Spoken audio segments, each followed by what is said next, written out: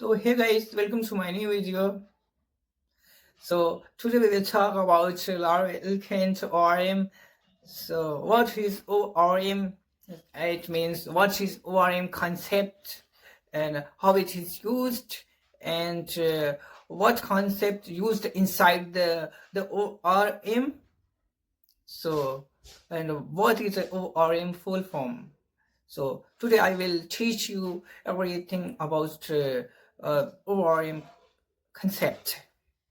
Actually, it is a very interesting topic, so that's why I am record this session. Uh, so actually, every interviewer uh, ask about ORM. So what is ORM? This is question. Okay, right? Okay, move forward. Actually ORM जो है ना, ये object relational mapper है। ये एक object relational mapper है जिसे हम डेटाबेस के साथ इजी वे में इंटरेक्ट कर सकते हैं, और ये करने देता है एकदम इजी वे में। ओके, और यहाँ पे जो है ना एलिक्वेंट ORM जो है मॉडल का यूज करेगा। दोस्तों यहाँ पे ना मॉडल नाम थोड़ा सा सुना सुना सा लग रहा है, राइट? एक्चुअली आपने तो एमएससी आर्किटेक्चर का नाम तो सुना होगा, तो वहीं से मिला आपको, लाइक मॉडल वेव कंट्रोलर। आपने मॉडल का नाम सुन लिया, so that's why. So this is a question, what is model? Okay, model जो है ना बेसिकली एक सिंपल क्लास की तरह क्लास होता है।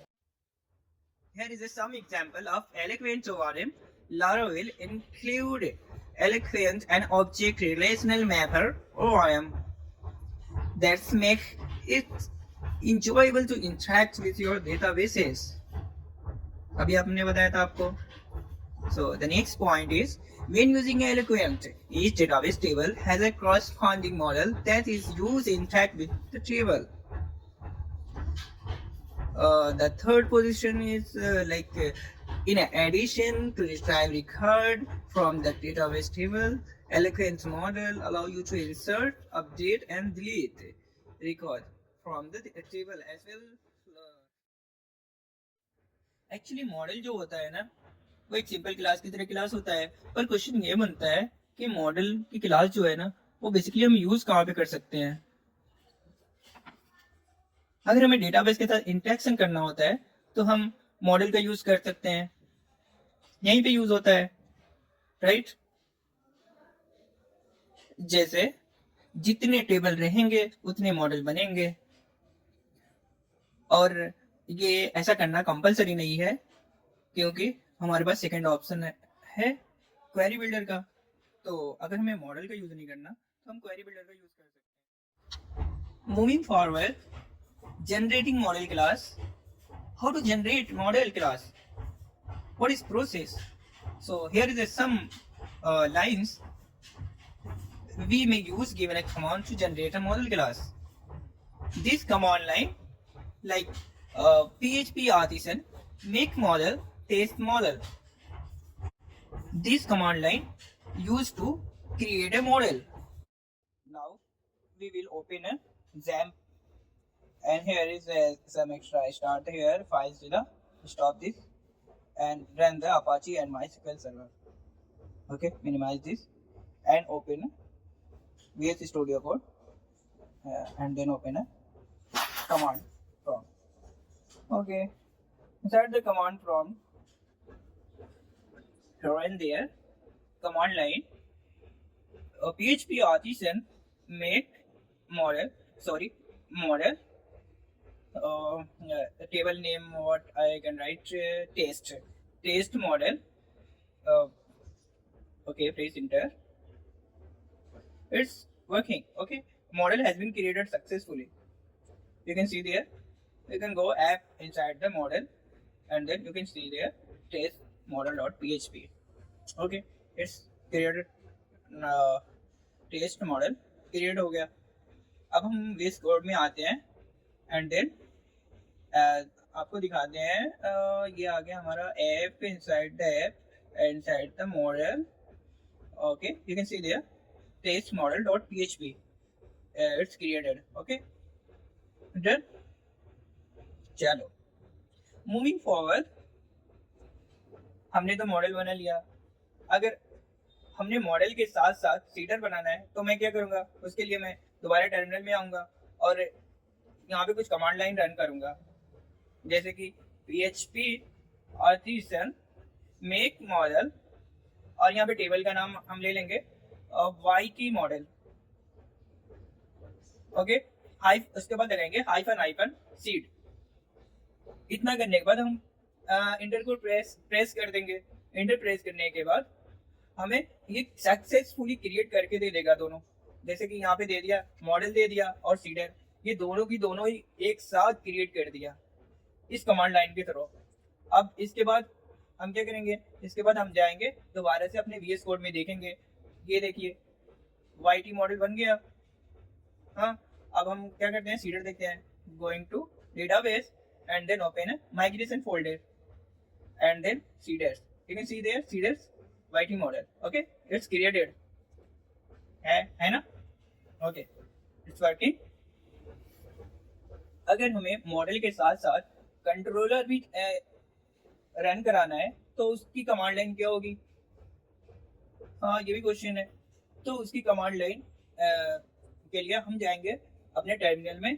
उसके बाद हम कुछ कमांड लाइन लिखेंगे यहाँ पे, जैसे कि php artisan make model controller model hyphen hyphen C. यहाँ पे सी जो है ना वो कंट्रोलर है। ओके, डबल हाइफन लगा के हम कंट्रोलर लिख सकते हैं। अगर हमें सिर्फ सी लगाना है तो सिंगल हाइफन लगाएंगे। ठीक है, देखिए हमने डबल हाइफन लगाया था तो इसलिए देयर है ऑप्शन डज नॉट एग्जिस्ट। तो हमें इसे सही करने के लिए ना हमें फिर से दोबारा अपनी कमांड लाइन रन करानी पड़ेगी, जैसे php artisan make model controller model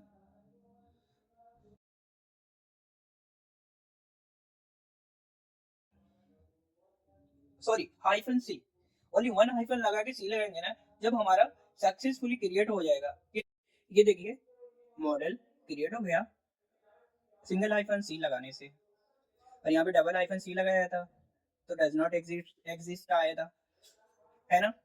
यहाँ पे लिखा है ना option does not exist. Okay, अब सिंगल हाइफन लगाने के बाद मॉडल भी क्रिएट हो गया और कंट्रोलर भी क्रिएट हो गया।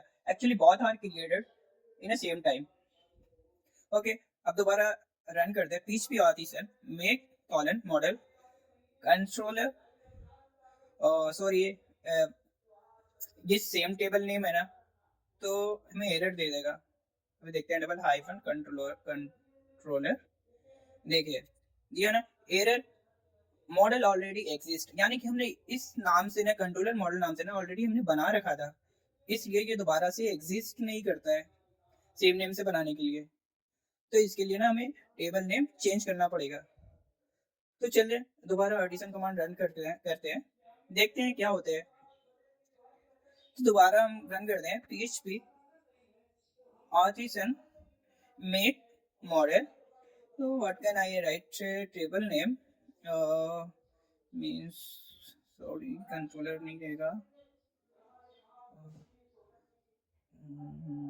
UI करते हैं। हाँ, UI model hyphen hyphen controller. यहाँ पे देखिए डबल हाइफन के साथ हमने कंट्रोलर लगाया है ना तो ये सक्सेसफुली वर्क करेगा। ठीक है, अभी डन हो जाएगा। ये हम इंटर प्रेस करते हैं, हो गया। तो यहाँ पे मॉडल क्रिएट हो गया, ये देखिए, और कंट्रोलर क्रिएट हो गया। Both are created in same time, यानी कि हम सिंगल हाइफन के साथ सी लगाएंगे तो कंट्रोलर हो जाएगा क्रिएट, और डबल हाइफन के साथ फुल कंट्रोलर नेम लिखेंगे तो भी क्रिएट हो जाएगा। तो अब हम क्या करेंगे, अब इस बात को ना हम फॉलो करेंगे। अब आएंगे हम लोग VS कोड में। ठीक है, आगे VS कोड में, और ये रहा हमारा मॉडल, ये हमारा मॉडल हो गया, और ये हमारा कंट्रोलर HTTP के अंदर जाके ये हमारा कंट्रोलर है। यहाँ पे मिला ना ये कंट्रोलर, और तो अब दोबारा से हम टर्मिनल में आएंगे और यहाँ पे हम कमांड लिखेंगे php artisan make model, और यहाँ पे टेबल नेम लिखना है अब हमें। तो हम लोग टेबल नेम इस बार लेते हैं MCR मॉडल। अब यहाँ पे हम एक हाइफन लगाएंगे और तीनों लेटर स्मॉल लेटर में लिखेंगे, जैसे हाइफन MCR। इससे क्या होगा, माइग्रेशन भी बनेगा, कंट्रोलर भी बनेगा, और कंट्रोलर में रिसोर्सेज भी रहेंगे और मॉडल भी बन जाएगा इस कमांड के थ्रू, है ना। एक ही कमांड लाइन से सब कुछ बन जा रहा है, तीनों के तीनों। तो अब हम इंटर प्रेस करते हैं, उसके बाद ये देखिए यहाँ पे सब कुछ बन के रेडी है। ये मॉडल है और इसका रिसोर्स पाथ है, ये है ना। ये भी क्रिएट सक्सेसफुली हो गया मॉडल। और माइग्रेशन ये है, ये माइग्रेशन है और इसका ये पाथ है और ये भी सक्सेसफुली क्रिएट हो गया। और कंट्रोलर भी बन गया। अब हम VS कोड में जाएंगे और इन सारे पाथ को फॉलो करेंगे। जैसे ये देखिए यहाँ पे कंट्रोलर हमारा जो बना है वो बना है HTTP के अंदर कंट्रोलर के अंदर ये MCR मॉडल controller.php। और ये देखिए सारे रिसोर्सेज हैं ये, इसीलिए हमने MCR लगाया था, लास्ट में R तो लगाया था ना, उसी के हेल्प के थ्रू ना ये सारा मतलब जो नीड रहेगा ना सब कुछ आया है।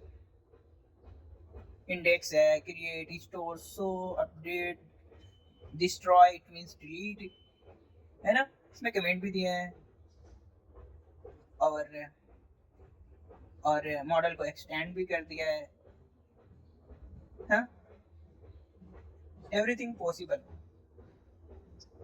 और अब मॉडल में जाते हैं, ये रहा हमारा मॉडल, ये है हमारा मॉडल, सेम बना है MCR। और ये हम आ गए डेटाबेस में। अब डेटाबेस के अंदर माइग्रेशन है जो हमने बनाया था MCR वाला टेबल, ये MCR, ये देखिए यहाँ पे दिख रहा है ना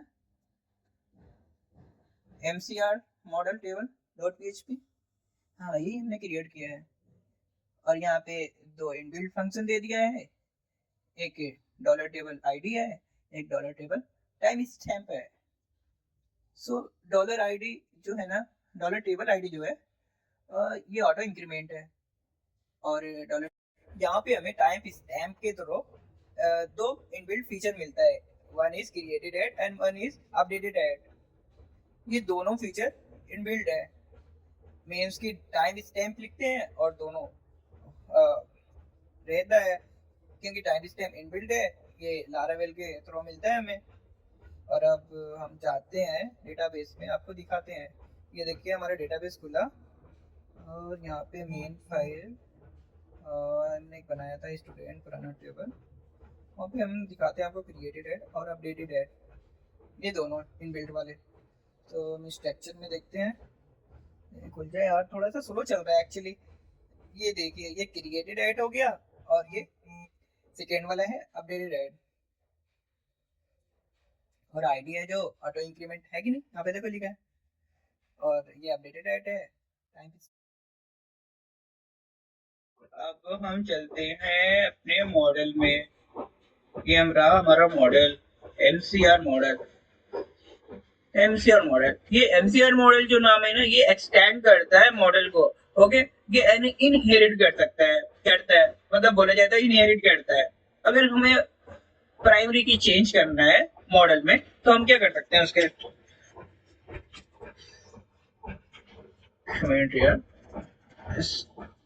inside the model change primary key।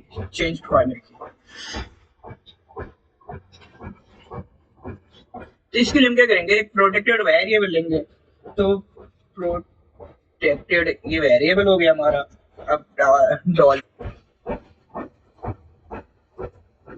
Primary की इक्वल टू MC और सेट की,